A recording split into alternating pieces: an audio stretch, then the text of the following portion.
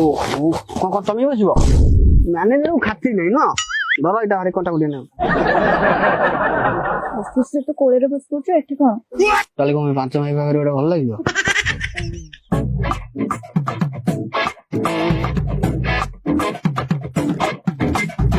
ଦେଖନ୍ତୁ ଆପଣ ମାନେ ସୁନା ଗହଣା ବନ୍ଧା ପକେଇ ବ୍ୟାଙ୍କରୁ ଲୋନ ନଉଛନ୍ତି। ଆମେ କେବଳ ଗୋଟେ ଆଧାର କାର୍ଡ ଜେରକ୍ସ ଟା ନେଇ ଆପଣଙ୍କୁ ଲୋନ ଦେଇଥିଲୁ। ପ୍ୟାନ କାର୍ଡ ଜେରକ୍ସ ନେଇଥିଲୁ। କାଞ୍ଚନ ବାଳ କିଏ? ସାର୍ ଏଇଟା କାଞ୍ଚନ ବାଳ ନୁହଁ, କାଞ୍ଚନ ବାଳା ହେଇଥିବ ବୋଧେ। ଛାଡ ସିଏ ଏକା କଥା ହଉନି। ଆଚ୍ଛା କାଞ୍ଚନ ମା ଆପଣ କାହିଁ ନଉନାହାନ୍ତି, କଣ ଅସୁବିଧା କଣ ହେଇଛି? ସାର୍ ମୋ ପୁଅ ଆଇଲେ ଦବ ଆଉ। ପୁଅ ଗୋଟେ ବଡ ଚାକିରି ବାକିରି କରିଛି। ଆଚ୍ଛା ମା ତମ ପୁଅ କୋଉଠି ଚାକିରି କରିଛି? ନାଇଁ ସାର୍ ସେ ପେଟରେ ଅଛି, 7 ମାସ ଚାଲିଛି।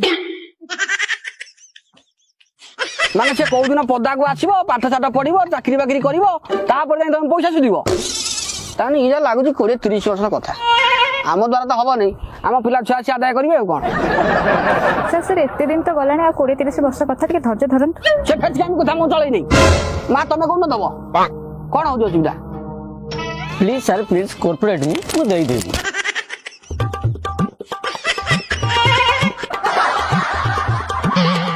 କଣ କମ୍ପ୍ଲିଟ? ଆଉ ତମେ ଛେଳି ବଗୁଲା ପତ୍ର ଚବେଇଲା ଭଳିଆ ଗଲା ପାକୁଳି କରି ଚାଲିଛ, ପାନ ଖାଇବ।